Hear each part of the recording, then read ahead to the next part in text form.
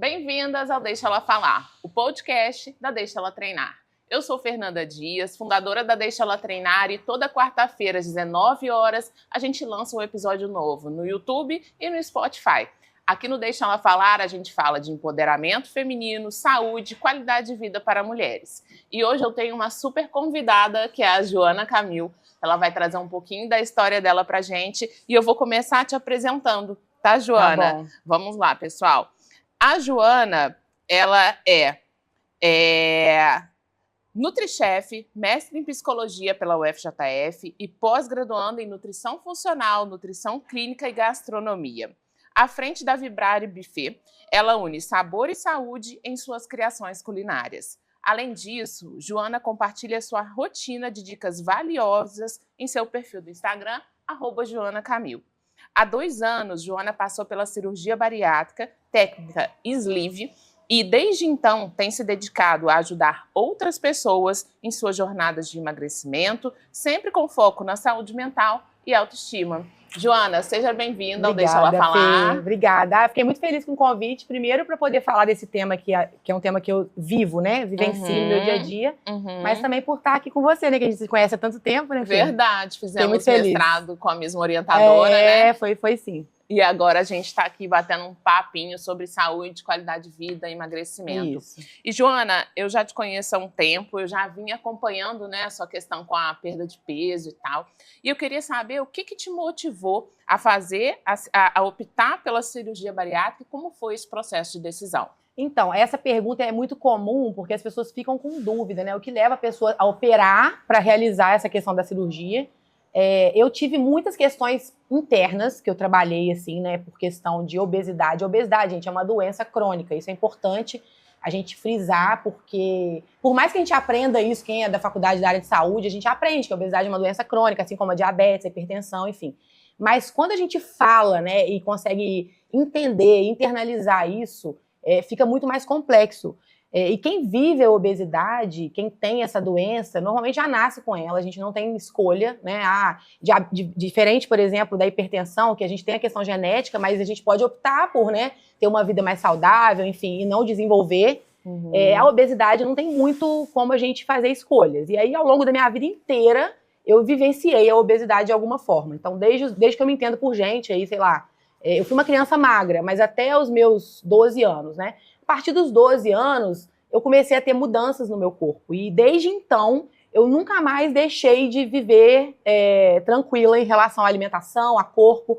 E eu me lembro de coisas, né? Já tomei medicação, já fiz todos os tipos de dieta, já fui para spa, eu já fiz tudo que vocês imaginarem a respeito do tratamento da obesidade. Então, eu sempre carreguei esse fardo comigo. E é um fardo muito pesado, não só em relação a peso mesmo, mas também em questão, né, de sociedade, escolhas de vida. E aí agora, recentemente, há 2 anos, na verdade há 3 anos e pouquinho, eu tomei a decisão de passar pela cirurgia bariátrica. E essa decisão veio principalmente por conta da minha família, dos meus filhos, né? Porque quando a gente tem filho, a gente se preocupa a longo prazo. Sim. E a obesidade, ela eu particularmente não tinha nenhuma comorbidade associada a ela ainda. Né? A comorbidade é, por exemplo, outras doenças que vêm junto com essa doença de origem, né? Eu tinha somente o peso. Mas como eu sou da área de saúde, eu tinha consciência de que isso viria, né? E viria de forma pesada. E eu tomei uma decisão. Eu falei, não, eu preciso resolver essa questão, ou pelo menos tomar um pontapé inicial aí de tentar solucionar, ajudar de alguma forma a obesidade de uma outra maneira, porque eu já tentei de outras formas. E aí, no final, a solução que eu vi foi a cirurgia. Interessante. E não é de uma noite, não é do dia para a noite que a gente toma, né, essa decisão sobre cirurgia bariátrica, porque o nome já fala que é uma cirurgia, mas é uma transformação. Isso. E eu queria saber como que você se preparou durante o pré-operatório, em termos emocionais, em termos físicos também. É uma mudança drástica, você tira um pedaço do seu corpo, né? No meu caso, principalmente, que foi a técnica sleeve, a gente retira uma parte do estômago e o nosso estômago, ele vira um cano, né? Um cano compridinho, assim. E essa parte do estômago que é retirada, ela sai mesmo do seu corpo. Tem a outra técnica, que é a bypass, que o estômago fica isolado dentro do corpo. Então, teoricamente, você conseguiria reverter a cirurgia. A sleeve já é uma técnica que a gente não reverte, né? A gente não tem como botar o estômago de novo ali. Então é uma cirurgia que você retira um pedaço do seu corpo. Então é uma decisão muito séria. É uma decisão que tem que ser tomada com muita consciência. Ela não pode ser tomada de uma hora para outra. Eu brinco até com a minha médica, na época, quando eu procurei ela, cirurgiã, eu falava com ela assim, olha, eu não posso simplesmente tomar essa decisão agora e amanhã operar. Eu preciso, porque eu sou uma pessoa muito consciente. Isso veio com o tempo também. Eu não posso simplesmente fazer isso agora e operar daqui 15 dias, daqui um mês. Tem muita gente que faz isso, tá? E isso não é o aconselhado. Então, o que aconteceu comigo? Por ter essa consciência, por ter todo esse meu histórico com a obesidade, né, eu fui fazendo terapia ao longo dos tempos e a terapia me ajudou demais. Eu tomei consciência do que eu precisava fazer e principalmente tomei as decisões a respeito de mudanças de hábitos antes mesmo de fazer a cirurgia. Então, isso foi muito importante pra mim, porque eu fiquei mais ou menos 1 ano e meio a 2 anos me preparando pra cirurgia. Entendeu? E não foi fácil, assim, né? Envolve várias questões, como, por exemplo, terapia, atividade física, alimentação, a questão social também, porque isso, cara, faz muita diferença na vida da gente. A gente hoje vive num ambiente social que envolve bebida alcoólica, muita comida. Eu, principalmente, trabalho com gastronomia também, então isso é uma outra questão. Mas no meu ponto de vista, na minha vida, o que mais me pesou foi a questão social por conta da bebida alcoólica, porque eu bebia muito, né? Eu sempre cresci envolta em bebida alcoólica, né? Todo mundo tá sempre ali exposto. E eu, por ter uma característica eu tenho TDAH, então eu tenho uma característica de impulsividade muito grande, e eu percebia que pro álcool isso era uma coisa que pesava muito. Porque a tendência é que a gente busque, né, alguma coisa, um jogo, uma droga, enfim, quem tem o TDAH principalmente isso é mais intenso. E no meu caso eu percebi que o álcool era muito forte. Então eu optei por parar de beber, e eu brinco que as pessoas falavam assim pra mim, mas só por um tempo, né? Eu falava, não, eu tomei a decisão, eu não vou beber nunca mais na minha vida. Então foi uma decisão muito pesada que eu tomei, que pra cirurgia me ajudou demais, sabe, Fernanda? Que legal. Eu vejo que grande parte das pessoas que fazem cirurgia bariátrica tem essa questão com o álcool, né, Joana? Tem. Na minha família, a gente tem uma pessoa que já fez a bariátrica também, e essa questão do álcool, ela é muito prevalente, assim. E é uma das coisas mais difíceis. Porque o álcool, se a gente for pensar da parte nutricional, né, ele não é nutriente, mas ele tem caloria. E aí, quando a gente faz a cirurgia, depois de um tempo, a gente volta a viver normal, Fernanda. A gente consegue comer tudo que a gente quer. A gente, obviamente, com volume menor, mas o líquido, ele desce. Ele literalmente desce, porque a digestão dele ali no estômago é mais rápida.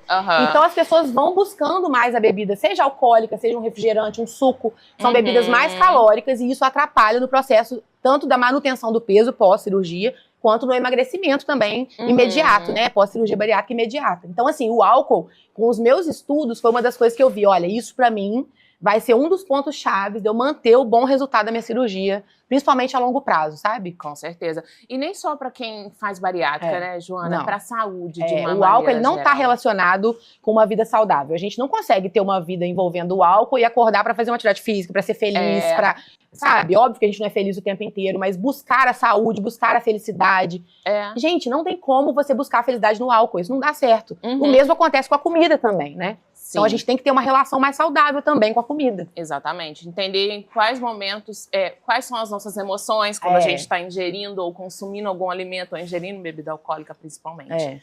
E, Joana, a gente sabe que a cirurgia bariátrica, o pós-operatório, ele tem vários desafios. Sim. Né? Aí sim começa a adaptação física de verdade, né? A mais, digamos assim, a mais impactante. Isso. E quais foram os seus maiores desafios no pós-operatório? Eu falo que o meu pós-operatório, eu até brinco com a Andréia, né, que é minha cirurgiã, eu falo que nem parece que eu fiz cirurgia, porque eu não tive, graças a Deus, nenhum tipo de intercorrência. Eu me preparei muito para a cirurgia, então eu sabia do que ia acontecer. Eu sabia que eu ia ter dificuldade para comer grandes volumes, eu sabia que eu ia ter dificuldade para beber líquidos. Então, assim, isso no pós-imediato. Então, eu já preparei a minha mente, assim, eu trabalhei antes da cirurgia a minha mente, eu já fui mudando alguns hábitos na minha vida, por exemplo, beber líquido durante as refeições. Isso não pode acontecer depois que você faz uma cirurgia bariátrica. Então, já é uma coisa que eu fui mudando antes de fazer a cirurgia, que eu sabia que isso iria acontecer. E, naturalmente, também a dificuldade de beber água, por exemplo. Eu via muitos casos de pessoas que falavam na internet, né, que não conseguiam beber água de golada. Isso era uma coisa que me deixava desesperada, porque eu amo beber água de golada. Eu falava, gente, eu vou ficar com sede, eu não vou conseguir. E aí eu fui me preparando, me conscientizando para isso. que eu fazia? Eu deixava sempre uma garrafa com água muito gelada e eu ia bebendo golinhos ao longo do dia todo. Então, assim, eu fui me adaptando para isso. E o pós, né, tem algumas questões, por exemplo, com você saber mastigar o alimento. Então, quando é no imediato, a gente tem vários tipos de dieta que a gente faz. Dieta líquida, dieta pastosa, e aí vai evoluindo a dieta.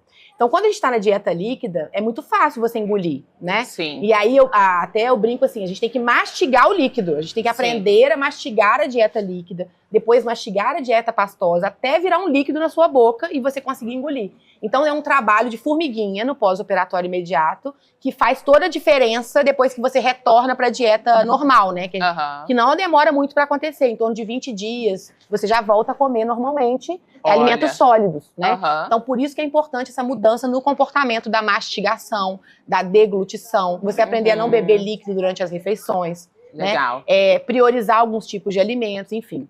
Muito bom, muito bom. E aí você tem um mestrado em psicologia, sim, certo? Sim. E como que isso te ajudou, como que isso te influenciou nesse processo de emagrecimento? Muita gente fala que a gente busca a profissão, né, ou estudar o que a gente quer solucionar na nossa vida, né? E isso tem um pouco de verdade. Eu fui para nutrição até por conta dessas questões minhas com alimentação, com emagrecimento. Hoje eu tenho consciência disso. E o mestrado na psicologia também foi muito também nessa questão da solução. Quando eu fiz o mestrado, eu trabalhei com comportamentos e hábitos alimentares, que é uma área que, poxa, está diretamente ligada aí com a cirurgia, né? Hoje eu tenho consciência disso. Na época do mestrado eu não tinha consciência, eu não sabia que eu ia fazer a cirurgia, mas assim, me ajudou demais a entender essa minha relação com o alimento, essa minha relação com o comportamento alimentar, que é uma coisa que a gente vai desenvolvendo ao longo da vida e a gente aprende. A gente aprende com os nossos familiares, a gente aprende com o nosso ciclo social, e de muitas vezes a gente aprende de forma errada. Então a gente tem que aprender a olhar para esses comportamentos, identificar,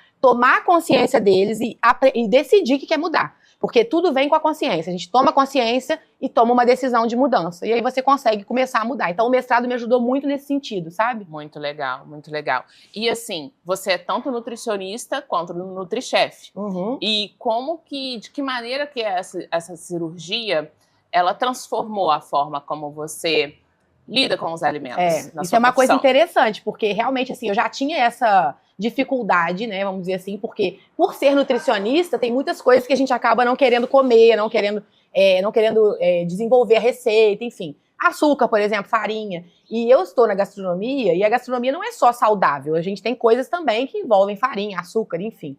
Então eu sempre tinha essa batalha interna ali, né? E depois da cirurgia, isso ficou um pouco mais potencializado, porque eu tive que aprender a olhar para o alimento e não ter culpa se eu escolher comer aquele alimento, mas mais do que isso, eu aprender a comer aquele alimento, porque aí, o que acontece? Hoje eu não consigo comer muita quantidade, muito volume, então eu tenho que fazer as minhas escolhas, tudo na vida é escolha, né? Então assim, se eu sei que eu vou ter um jantar diferente, ou que eu vou fazer um negócio que eu gosto muito de comer, e eu quero comer aquilo ali, eu tenho que tomar consciência que eu vou precisar não comer alguma coisa. Então, porque não vai caber, fisiologicamente falando mesmo. E, obviamente, tem estratégias que a gente também usa para não ter, por exemplo, picos de insulina, porque é muito comum depois da cirurgia bariátrica que a gente chama de hipoglicemia, né, reativa, enfim. Então, são estratégias que a gente usa, por exemplo, de consumir proteína antes. Então, eu sempre tenho uma dosezinha de whey, né, comigo. Às vezes eu vou sair para jantar, comer um negócio com mais açúcar, com mais farinha, que tem um índice glicêmico um pouco mais alto, eu entro com uma proteína antes. Eu sei que eu me nutri ali, que eu consegui suprir a minha meta de proteína do dia, e eu não vou passar mal. Então eu nunca passei mal. Eu nunca tive hipoglicemia, eu nunca tive dumping, eu nunca vomitei. Então isso tudo foi por quê? Consciência e mudança, né? Sim. Que eu acho que é muito importante fazer durante todo o processo e durante a cirurgia também, né? Total, até porque a cirurgia, ela é uma das coisas que vai ajudar você a se manter saudável. Ela é uma ferramenta. Isso. Mas a gente tem que ser responsável por todo o processo. E não só quem faz a bariátrica, né, Exatamente. Joana? Quem toma... A gente tem que ser responsável pelas nossas escolhas. A nossa vida é resultado das escolhas que a gente faz. Exatamente. Né? Exatamente. A cirurgia é uma ferramenta fantástica. É maravilhoso. Eu falo que se eu soubesse antes, eu tinha feito antes, mas tudo é no seu tempo, né? Assim, Deus sabe o que faz. E assim, ela salva vidas, sabe? Sim. Ela salva vidas. A obesidade, ela mata, gente. É muito sério. E as crianças estão ficando obesas. Então, assim, agora saiu até uma lei, se eu não me engano, tá diminuindo a idade para cirurgia bariátrica. Olha. Então, assim, são decisões muito importantes que vão ajudar a população, né? Então, é isso. Você, na sua rede social, é muito presente, né? Tem bastante seguidores, até porque você já participou de um reality, né? Eu quero que você conte um pouquinho sobre isso antes da gente finalizar esse episódio.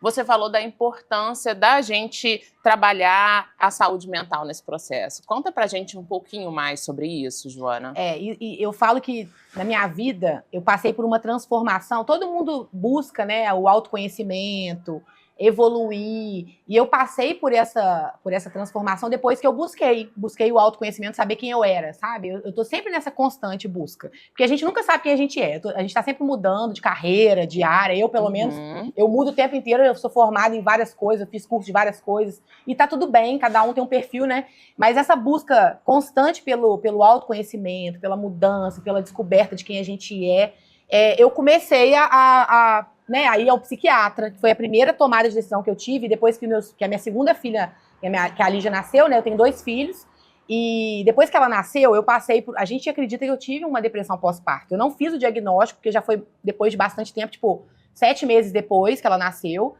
mas o meu psiquiatra acha que eu tive uma depressão pós-parto. E aí eu tava com uma crise de ansiedade muito séria, e ele até me diagnosticou com ansiedade generalizada na época, e eu tava muito mal, assim, eu chorava muito, eu não sabia o porquê que eu tava chorando, era um incômodo que eu nunca tinha sentido antes, e quando eu busquei ele falou assim, é simples, a gente vai tomar um remedinho e tudo vai melhorar. E quando ele falou isso, eu chorei tanto, eu falei, gente, não é possível que é tão simples, né? E aí eu mediquei, comecei a medicar, e aí realmente parece que você consegue enxergar as coisas, assim, sabe? Porque antes você tá como se você tivesse uma neblina, você não enxerga nada na sua frente. Você só começa a desesperar, a chorar e tal. Aí depois que você medica, por isso que eu sou muito a favor de medicação bem feita, sabe? Eu enxerguei a vida, eu falei, opa, pera lá, né? E aí eu busquei, consequentemente, né, a fazer terapia. A gente, com o auxílio do meu psiquiatra, ele me orientou, busco uma terapeuta e tal. E essa terapeuta, ela é especialista em TDAH, a minha terapeuta. Ela é muito boa. E aí a gente foi fazendo o diagnóstico do TDAH. Então eu passei pelo diagnóstico do TDAH e que clareou muita coisa na minha vida. Eu entendi muita coisa na minha vida, assim. Então, pela busca do autoconhecimento, eu fui entendendo como que as emoções, como que os sentimentos, como que a saúde mental é importante pra gente estar bem. E a gente que é mãe também, sabe? Eu penso assim, na minha casa, quando eu tô bem, tá todo mundo bem. O dia que eu não tô legal, cara, é uma loucura. Parece que todo mundo fica esquisito, sabe? Sim. A gente é o eixo da casa, a gente é a energia da casa. Então, por isso que a gente tem que estar sempre buscando a saúde mental, porque a gente quer o bem dos nossos também. Com certeza. Né? Então, assim, através da religião, através da medicação, através da terapia, sempre buscar estar bem consigo mesma, pra poder você conseguir viver. Agora, é claro que tem dias que a gente não tá bem. E aí vem o autoconhecimento e você sabe que você não tá bem. E aí você pode falar sobre isso com as pessoas. E eu falo com os meus filhos, eu tenho 2 filhos pequenos. Tem dia que eu acordo e falo pra eles, olha, mamãe hoje não tá bem, mamãe tá cansada. Eu preciso relaxar, eu preciso ficar mais quietinha, falar menos. E eu sei falar sobre isso, né? Eu botar pra fora ajuda demais. E isso vem com autoconhecimento. Então, tudo isso é saúde mental, Fernanda. Total. E, Joana, você falou que tem o transtorno de déficit de atenção e hiperatividade. Existe alguma relação com o TDAH e distúrbios alimentares? Total. Por quê? Porque, na verdade, assim, né? Eu não sei falar agora os estudos ao certo, mas a gente lê muito sobre essa relação da impulsividade.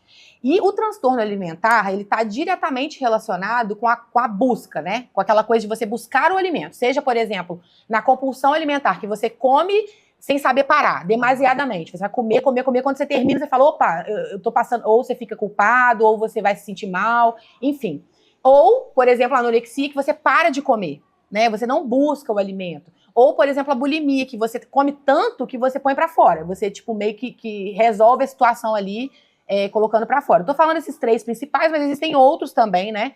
Alguns outros, né, relacionados. Mas por que tem relação, que no meu ponto de vista tem relação com o TDAH, e os estudos, inclusive, estão relacionando? A questão da impulsividade. Porque o TDAH, o que rola? A gente não tem controle sobre a ação. Então, muitas das vezes, nosso córtex pré-frontal, que é o que está diretamente relacionado com agir, com fazer, e muitas vezes é isso que prejudica o TDAH, porque a gente, sabe aquela coisa que você tem que pegar e fazer naquela hora? A gente pensa demais, ai, mas eu tenho que fazer, ai, mas eu vou fazer, aí você vai procrastinando. Sim. Só que no TDAH não é uma procrastinação saudável, tipo, você fala, procrastinei e deixei pra lá. A gente começa a procrastinar com tudo. Com tudo. Então, por isso que a medicação é importante, porque você volta a agir, você não pensa. Vou dar um exemplo prático, né? Tem que lavar roupa. E aí você tem que lavar a roupa naquele momento. Poxa, tem que pegar, vou lavar e pronto, acabou. Tá na máquina, resolver, né? Sim. No TDAH, você fica fazendo aquilo ali, depois eu vou. Aí você faz outras coisas que não são prioridade e não faz o que tem que fazer. Sim. Quando você tá medicada, você consegue pegar e fazer sem pensar. E a comida é a mesma coisa. E eu tô falando isso por experiência própria. Porque eu fiquei um tempo sem medicação, até pra gente experimentar, pra gente ver como seria. E eu voltei a medicar, e com outro medicamento, já testei alguns, né? Isso é importante. Psiquiatria é teste. A gente tem que testar os medicamentos, por isso o bom profissional junto. E aí eu avaliei isso. Quando eu fiquei sem, eu vi que eu tinha mais impulsividade pela comida. Isso foi depois da cirurgia agora. Eu vi que eu buscava mais a comida. Olha que e alguns alimentos específicos, assim, que eu via que eu tinha mais prazer, que é a questão da dopamina, prazer imediato, que eram alimentos que a digestão era mais fácil, então descia mais rápido, no meu caso, da cirurgia. Então eu percebi isso, eu tive consciência, falei, não, pera lá. E aí, conversando com os meus profissionais e tal, que estavam comigo, vamos tentar medicar de novo. Aí medicamos. Gente, assim, foram 20 dias depois, obviamente, que eu mediquei, que você começa a ver o resultado. É impressionante, Fernanda, como é que melhora a busca, sabe? Rápida pelo negócio, assim. Então eu imagino quem tem problema com droga, quem tem, né? Com álcool, com jogo, e tem TDAH, pode ser que sim, tenha relação. Então a questão do transtorno é isso, sabe? E que interessante isso que você falou, porque nunca passou pela minha cabeça que, agora que tem se falado muito sobre o TDAH, né, Joana? Porque tem sido feito mais diagnósticos, na verdade. É isso mesmo. E assim, às vezes as pessoas têm vergonha, dificuldade de lidar com isso. Igual eu já tive depressão, burnout, eu trato isso e eu não tenho problema nenhum. Mas quando fala assim, você vai ter que tomar um medicamento psiquiátrico, a pessoa bloqueia. A gente começa até a ter vergonha da nossa própria fragilidade. Cara, né? Isso é impressionante, né? E a gente não tem que ter vergonha, porque eu falo, se a gente que tem o problema não trata, quem não tem problema vai deixar a gente doente. Com certeza. A gente tem que se tratar, sabe? Não importa o caminho. Com certeza. É isso mesmo. Muito legal, muito legal. Antes de eu partir para a próxima pergunta, conta pra gente sobre o reality show que você já participou. Só pra gente... Eu não posso deixar de falar sobre isso. Tem 12 anos, né? O Cozinheiros em Ação. É um programa, é um reality show de culinária. Na época, ainda não era famoso esse tanto de programa que tem hoje, né? Hoje em dia tem muitos programas de reality de todos os tipos. Na época, ele era um dos únicos que existiam. Eu participei da 2ª temporada e eu fui finalista. É um programa no canal fechado, que é o GNT. Sim. E assim, foi muito legal, porque eu tava entrando no universo da gastronomia na época. Então eu fui com uma responsabilidade muito grande, que eu falei, cara, ferrou, que se eu for mal, eu não vou continuar essa carreira, né? Acabou a carreira da gastronomia pra mim. E graças a Deus eu consegui mostrar meu trabalho lá. Eu tava começando a dar aula na faculdade, na época de gastronomia, e foi muito bom em questão, assim, de trabalho profissional, de eu saber do meu potencial, porque eu não tinha consciência do meu potencial criativo, sabe? Depois do programa, eu tomei consciência disso. Falei, cara, eu sou uma pessoa criativa. Eu sou uma pessoa capaz de ser criativa. E aí vem também a questão do conhecimento técnico, né? Que ajuda muito na criatividade, você ter o conhecimento técnico. E aí foi tudo de bom, assim. E aí deu um boom na época, né? Aqui em Juiz de Fora, porque eu voltei, aí o pessoal acompanhou o programa comigo. E todo mundo queria fazer entrevista, aquelas coisas todas. E foi muito, muito gostoso, assim. Eu amei, fiquei muito feliz. Ai, que legal, muito bom, muito bom. E, Joana, voltando então para a bariátrica, né? É porque eu fiz essas perguntas, senão eu esqueci, mas eu tinha que fazer. Como que você lida com essa pressão estética que as pessoas criam, né? Expectativas em cima de você, em cima de todo mundo que faz cirurgia bariátrica? Uma das pressões comuns é assim, ó, você fez a bariátrica, você vai emagrecer muitos quilos. Eu, por exemplo, emagreci 46 quilos e depois a gente tem um reganho de 10% que é normal, esperado, então eu já passei por esse reganho, que no meu caso foi até massa magra, graças a Deus. E aí, assim, é muito comum as pessoas falarem, emagreceu, vai ter que operar, fazer cirurgia plástica. Isso é uma das primeiras cobranças, assim. Eu, Joana, particularmente, ainda não tomei essa decisão, porque não é uma coisa que me incomoda, a flacidez, assim, da minha barriga, do meu peito. Eu não tenho, graças a Deus, no braço eu não fiquei. Mas, assim, a barriga, eu fiquei com um pouco de flacidez, porque eu tive 2 gestações, né, também, isso também conta. Mas não é uma coisa que eu falo, cara, eu preciso tirar, eu preciso operar, eu preciso resolver. A mama, a mesma coisa. Então, assim, eu quero, mas pra eu me sentir melhor, então ainda não chegou a hora. Eu falo que eu vou esperar mais uns 2 anos pra ver se eu vou querer. Porque o corpo da gente vai mudando, com os treinos também, a gente vai conseguindo melhorar a textura de pele, a melhorar contorno de pele, de corpo, né? Então eu quero esperar mais uns 2 anos pra ver o que vai dar, né? Porque também agora eu tô com 40, começa a mudar também a questão hormonal. Sim. Mas essa cobrança, ela vem, principalmente essa questão de cirurgia plástica. E eu não me deixo levar, sabe? Eu acho assim, Fê, eu tô tão feliz com as minhas mudanças, e eu falo que eu fiquei feliz de uma forma que eu nunca tinha ficado antes. Porque eu já tive emagrecimentos antes, eu já tive muito magra antes, depois de algumas dietas e tal. E eu nunca me senti tão bem, tão confortável comigo mesma, igual eu me sinto agora, sabe? Então isso é uma das coisas que me tranquiliza. Então hoje eu visto a roupa que eu quero, isso é muito bom, sabe? Você conseguir vestir a roupa que você quer naquela hora, tudo fica legal, eu não me preocupar com o que os outros falam. Então isso foi uma coisa que aconteceu comigo. É óbvio que isso também vem com o processo de autoconhecimento, né? A gente se assumir, se aceitar como a gente é. Eu passei pela questão do cabelo, por exemplo, que tem a queda de cabelo, eu já tenho alopecia, isso também atrapalha um pouco. Então é muito comum essas cobranças, né? Ah, por que o seu cabelo tá assim? Ah, por que o seu corpo tá assim? Agora, pra mim, nunca teve essa cobrança direta. As pessoas nunca chegaram pra mim e falaram assim, Joana, você precisa fazer isso, você precisa fazer aquilo. Eu que sempre me senti na necessidade de fazer alguma coisa, de melhorar alguma coisa. Mas essa questão estética em si, eu nunca, tipo assim, nunca me senti cobrada, sabe? Pelos meus seguidores, pela minha família, pelos meus amigos, pela sociedade em si. Eu nunca me comparei com outra pessoa que fez cirurgia, por exemplo, que também pode acontecer, né? Fez cirurgia, emagreceu mais do que eu, ou a barriga ficou menos flácida, entendeu? Eu, Joana, nunca fiz isso. Então, eu acho que por eu não fazer, eu não atraio também esse tipo de coisa, né? Ótimo, muito bom. E assim, Joana, a cirurgia bariátrica, como a gente disse, é uma ferramenta para perda de peso e combate à obesidade. Como que você faz para se manter motivada e evitar o reganho de peso pós-bariátrica? Olha, não é fácil. A motivação ela é igual para todo mundo, né? E para quem tem TDAH ainda é pior, porque tem essa questão da ação, né? De você ter que fazer. Mas assim, é igual todo mundo, gente. Não é fácil. Tem dia que você não quer fazer, sabe? Tem dia que você não tá bem e tá tudo bem. E aí a terapia me ajuda muito, porque a minha terapeuta ela joga muito na cara, assim, ó. Você sabe que vai dar errado, né? Daqui a pouco você não vai querer mais. E tal. Então, assim, é o que eu falei mais uma vez, tô tocando esse ponto de novo, da consciência. Quando você toma consciência, você entende, né, que vai acontecer. Então, por exemplo, eu preciso fazer exercício todos os dias, todo mundo precisa. Sim. Mas tem dia que às vezes o seu trabalho te demanda mais, os seus filhos te demandam mais, você tá muito cansada. E tá tudo bem você não fazer. O que não pode é você acumular, sabe? Tipo, fiquei 2, 3 dias, 4 dias, até uma semana sem fazer nada, por exemplo. Semana que vem, bora voltar. Não é porque é segunda-feira, vamos voltar na sexta, o dia que der. Então, assim, é não deixar pra depois. O que eu sempre fiz, sabe, Fernanda? Eu começava as coisas, aí daí a pouco eu parava. E aí eu nunca mais voltava. Então, assim, pra mim agora, eu tenho esse foco. Não importa quanto tempo eu fico sem, ou porque eu fiquei sem, eu não vou me culpar e eu vou voltar. Isso é importante, sabe? A dieta, o treino, tem que fazer. Ah, escapulir ali... Vamos voltar na próxima refeição, né? Não fiz o exercício hoje, vamos amanhã pelo menos fazer uma caminhada, ou fazer um abdominal, sei lá, entendeu? Sim. Então é não ficar parado, é movimentar, é isso, é fazer a energia circular. Muito bom, Joana.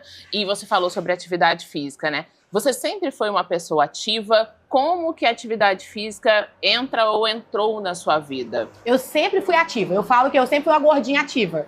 Sempre fiz tudo quanto é tipo de esporte, sempre busquei treinar, sempre, quando eu tinha uns 18 anos, assim, eu tinha personal, enfim, eu sempre busquei mexer o corpo, até por essa questão de buscar o emagrecimento sempre na minha vida, o exercício ele sempre esteve ali presente. Mas eu sempre pulei de galho em galho, tipo, eu vou fazer vôlei, eu vou fazer não sei o quê. Eu nunca parava num lugar só, hoje eu entendo por quê, por conta do TDAH mesmo, né? Mas eu sempre estive ativa, sempre busquei. Independente de estar acima do peso, estar abaixo do peso, sabe? Porque tem gente que tem vergonha às vezes e isso acontece, tá? Sim. Eu nunca tive vergonha de ir pra academia, eu nunca tive vergonha de fazer exercício físico ao ar livre, sabe? De estar com outras pessoas ali. Nunca tive esse problema, graças a Deus. Apesar de ter baixa autoestima, eu tenho esse problema de baixa autoestima. Isso nunca me incomodou. Então eu sempre fui muito ativa, sempre me movimentei. Então eu acho que isso também me ajuda, porque eu gosto de fazer exercício físico, gosto. Que bom, Joana. E você enfrentou algum tipo de preconceito ou julgamento pelo fato de fazer bariátrica? Muita gente fala que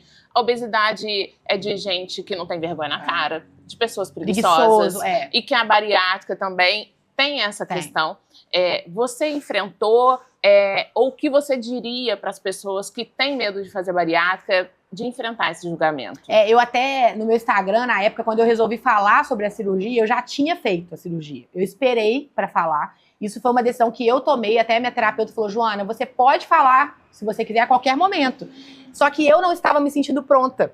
Por quê? Porque eu me julguei. Olha que loucura. Não foram as pessoas que me julgaram, fui eu mesma que me julguei. Eu, como nutricionista, eu ficava assim, gente, mas não é possível, né? Será que eu não consigo resolver? Sim. Sabe? Eu tenho esse problema e eu acho que outras pessoas da área também pensam Na assim. educação física, A gente se cobra demais, Fernanda. E assim, a gente tem uma doença. A obesidade é uma doença. Não tenho o que fazer, porque eu sou nutricionista, eu não vou resolver minha doença sozinha, eu preciso de ajuda. E o mesmo vale para educação física, para médicos, endocrinologistas. Pensa bem, cardiologista. Tem coisas que a gente consegue, obviamente, manejar, né? Ajudar e tal. Mas eu já tinha tentado de tudo. Agora, eu tive um preconceito, eu comigo mesma. Eu desenvolvi esse preconceito. Antes de fazer a cirurgia, foi uma tomada de decisão muito difícil pra mim. Eu tomei sem avisar ninguém, assim, eu avisei aos mais próximos, né? Mas foi muito difícil pra mim aceitar a questão da cirurgia. E aí eu fui trabalhando assim, em terapia e tal. E depois que eu fiz a cirurgia, acho que se eu não me engano, com 6 meses, eu falei no Instagram. E aí quando eu falei dessa dor. Eu falei, olha, eu não falei antes porque eu tive vergonha. Eu tive medo, eu tive insegurança, eu tive essa questão do medo do fracasso, porque eu fracassei a minha vida toda com dieta. Eu emagrecia, depois eu engordava, emagrecia, depois eu engordava. E eu tinha medo de fracassar. Eu falei, cara, e se eu fizer a cirurgia e depois engordar de novo? Sim. Aí a minha terapeuta falava, Joana, tá tudo bem se acontecer. Você tentou. Então, assim, eu, Joana, sempre me julguei. Nunca foi os outros, sabe? Então, eu passei por preconceito comigo mesma. Isso é muito doido, mas rola, tá? E essa questão do obeso ser preguiçoso e tal, é uma doença, né? Não é tão simples assim. São vários fatores que estão relacionados à obesidade. Eu acho que toda profissão que está relacionado à aparência... Ela tem essa cobrança. Eu lembro quando eu era personal, eu tinha vontade de comer chocolate. E não comia de vergonha. Ou eu não comia em público. Eu comia isso na minha casa. Porque aí você desenvolve transtorno depois, entendeu? É isso mesmo. Isso é muito ruim, cara. Se eu encontrava alguém no shopping, alguma coisa assim, me visse comendo um fast food ou uma comida com um teor de gordura mais alto, eu falava, nossa... as pessoas sempre falavam, você come isso? Isso é muito sério, porque a gente é normal, a gente é ser humano. E aí eu tenho mostrado muito isso no Instagram, essa vida normal. Eu como pizza, eu como doce, eu como tudo. Só que eu tenho as minhas estratégias, eu tenho a minha rotina. Então, assim, isso é muito sério. Esse preconceito próprio, né, que a gente desenvolve, isso é muito sério. E eu te passei por isso, assim. Então, as pessoas mesmo não me julgavam. Agora, uma dica muito importante para quem não passa pela obesidade, não passa pela cirurgia e convive com pessoas... cuidado com a sua fala, porque a fala, o que a gente fala, gente, tem um poder muito forte na vida das outras pessoas, sabe?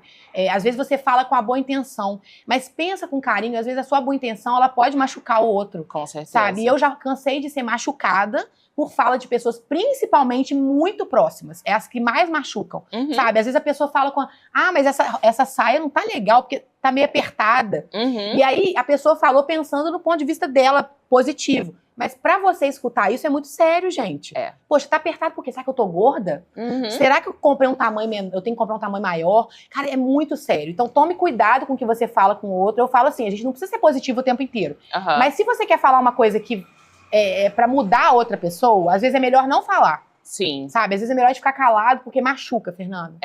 E você acha que também, que depois que você fez a cirurgia, de repente, você tá comendo doce, tá comendo alguma coisa... Existem comentários, falam assim, mas você não pode comer isso, você fez bariátrica. Algumas pessoas, poucas, já perguntam, na verdade elas nem fizeram comentário, elas perguntaram, tá tudo bem comer isso aí? Porque a gente vai muito em festa de criança, né? Tem salgadinho, tem docinho. E aí algumas pessoas já perguntaram, mas você não sente nada? Tipo, de curiosidade mesmo, sabe? Eu tô muito bem resolvida em relação a isso, eu explico pra pessoa, eu falo, olha, eu tô comendo, mas eu já fiz uma refeição proteica antes de vir, então eu não passo mal. Aí eu explico o meu ponto de vista, né? Mas assim, eu não me sinto culpada por comer, igual eu já me senti muito em outras épocas da minha vida, sabe? Então assim, é isso, as pessoas perguntam às vezes de curiosidade, porque é uma incógnita, a cirurgia ainda é uma coisa muito recente pra gente, assim, né? Na nossa sociedade. Então as pessoas acabam tendo curiosidade mesmo de como é, né? Isso é muito comum, assim. E aí, falando sobre toda essa adaptação que você teve que fazer, como que foi a adaptação da sua alimentação no dia a dia, especialmente você sendo NutriChef? Então, é difícil, porque assim, eu trabalho com tudo quanto é tipo de comida, gente, né? Comida saudável, não saudável, enfim. E eu tenho vontade, eu gosto de comer, a verdade seja dita, eu gosto de comer de tudo, eu não tenho problema com nada. E eu não me restringo a nada, eu restringi nos momentos que eu precisei por conta da cirurgia, e depois eu não me restringi, mesmo porque eu vejo que a restrição, ela é até ruim dependendo da situação, porque você pode sim transformar isso em algum tipo de transtorno, né? Então eu já percebi que pra mim a restrição ela não é boa. Agora, tem momentos que eu tenho focos na vida, tipo assim, eu vou fazer uma estratégia. sei lá, eu quero dar um gás na academia, eu quero dar uma aumentada de massa magra, aí eu faço uma estratégia low carb, mas é uma estratégia pontual. Eu vou começar aqui e terminar aqui, eu tenho consciência disso. Então isso que me ajuda muito também. Então eu não vou viver com restrição, eu vou ter pontualmente estratégias. Por exemplo, eu faço comida, toda semana eu tô na cozinha produzindo para eventos e tal. Se eu me permitir comer todos os dias, ferrou, Fernanda.